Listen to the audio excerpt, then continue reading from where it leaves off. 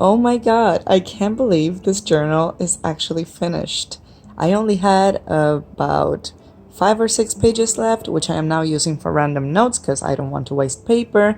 But other than that, I am about to show you absolutely every page that I filled out in my 2018 bullet journal. For the notebook, I use a Leuchtturm in A6 size, and I did do a whole video for this setup. I'll link it in the cards in case you want to take a look at it. Of course, I also have the new one, which I uploaded last week or something. So going into the first few pages, I did cover up the index part because I don't really use the index and the numbered pages. I did leave that little post-it note space for an index. I never actually went back to use it to reference a page and go back to it. I would honestly just forget which ones I referenced, and just if I needed a page in particular, I would just look for it. So that's one thing that I definitely don't miss about the Leuchtturm in my new Rhodia, because the Rhodia doesn't have numbered pages, but honestly it's not something that I use. I find it fascinating to look at how much my journaling style and my calligraphy style, oh my goodness, has changed in just 1 year. This daily log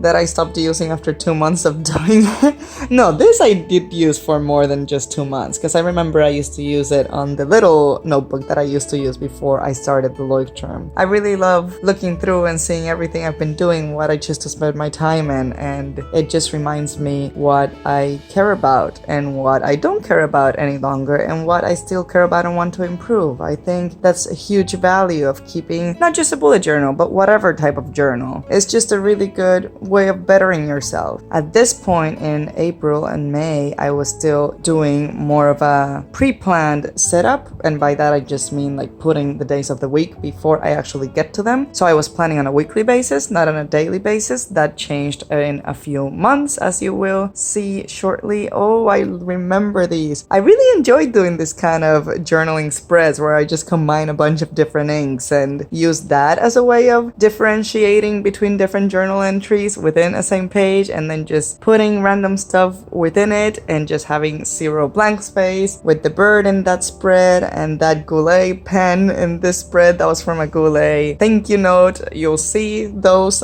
around this journal a lot, and probably on the new journal as well. I really like reusing those thank you notes from Goulet pen purchases in my bullet journal. This colored ink recipes, yes, that was so much fun to make. I felt like I was just brewing some artistic goodness that day. It was awesome. The kitchen smelled weird. It was a little weird, but it was great.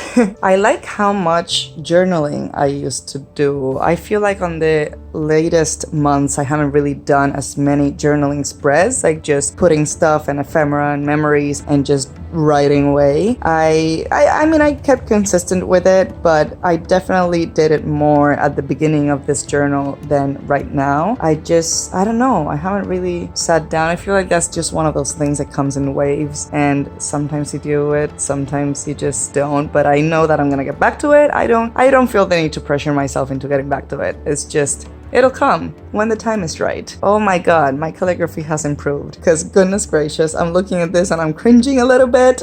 I'm so glad you guys support me and are still here through some of my not very nice calligraphy. But you know, that's the point of social media. We get to learn together, we get to improve together.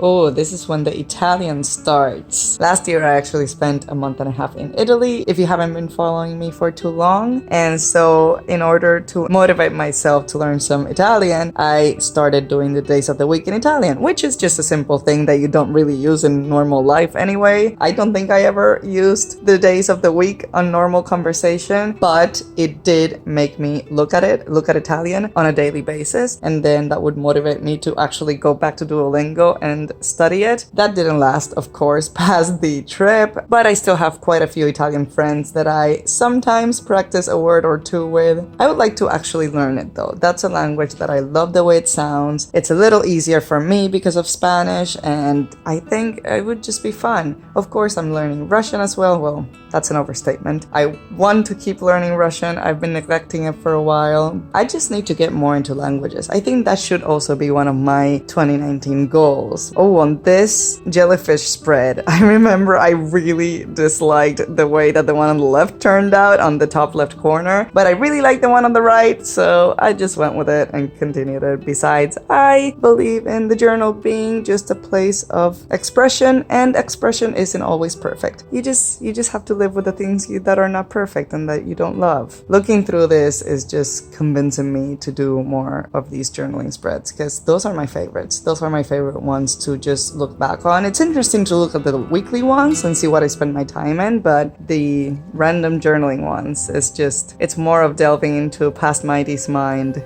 which is great. This is about the time where I started really using ephemera in my journal and not just like occasional stuff and washi tape. I just started using things that I would randomly get around my normal life and actually use them as inspiration for spreads, like paintings from different museums in Italy, Milan and Rome, ticket stubs and everything. I had used that kind of thing before, but this is where it really started becoming part of my normal journaling routine. And then around this time as well was when I started pretty much exclusively using fountain pens for drawing as well as for setting up the spread. Of course, I had been using fountain pens for the calligraphy, and then right about now we start getting into my current style, which is just adding paper besides the washi and adding stickers and the ink and the rub-on stamps. Actually, I can also see my calligraphy getting more towards where it is now, more like my current style rather than the more gothic way that I started out this notebook. So what month is this? August? Yes. This is also the time where I started really color coordinating my spreads, and I'm so happy I started doing that because they look so pleasing. And actually what motivated me to do this was using ephemera as my inspiration for spreads, because then I want everything to look like it goes along with whatever I am using, and it just looks all very cohesive and it's still useful, which is important. I don't want to focus too much on the art part and not focus on productivity, and then what's the point of a bullet journal? Then I might as well just do a scrapbook. But I think part of why I love and still love the bullet journal system is because it doesn't just fulfill productivity, it also fulfills my artistic desires and needs, which I need to fulfill on a daily basis. And this is just a really easy and accessible way of doing it, which is phenomenal. Then around this time with the Montreal journal spread was when I really started getting into using cool papers. I remember that store where I got this one in Montreal. It was this Japanese paper store and it was awesome. Oh my god, everything there was glorious. A little pricey, but honestly I think it was fair for how good quality the paper is. I still have some left to use. And then you can see I was using a lot of craft paper,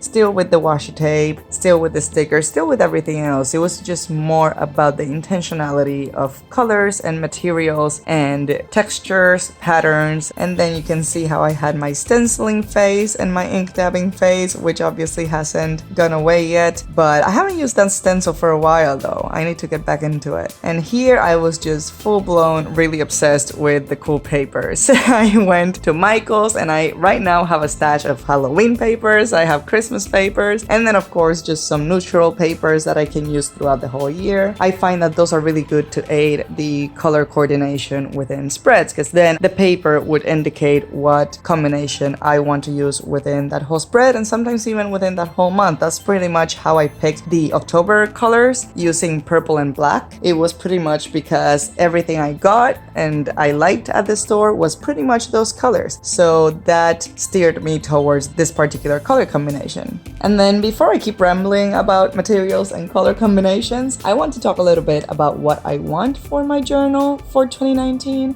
Because definitely sometimes it happens where the focus on making it look aesthetic and artistic hinders productivity, and it hinders actually using the planner as a planner and not only a journal. And I kind of want to make the distinction between journaling pages and planning pages, which I have definitely been doing. I rarely journal on the same pages where I plan, I do my daily planning, but I still get very artistic in all of them regardless of what the purpose for that spread is. And I find that sometimes I need to write something down for a specific day, and then I stop myself because I haven't quite prepared that page yet, and I think I need to stop doing that. I think I need to actually use it for whatever I need to, and I don't need to share every single page on Instagram. That's not the way it needs to be. Of course, I will do a flip through at the end of the year anyway, and you will see the ugly and the pretty pages, but I need the bullet journal to be equally fulfilling creatively as well as productivity wise. I'm looking through this journal, and every page, or not every page, but almost every page definitely had a lot of artistic intentionality. I do want to keep that, but I do want to make a better balance in terms of want versus need. That's pretty much all I have for you today. I'd love to hear what are your intentions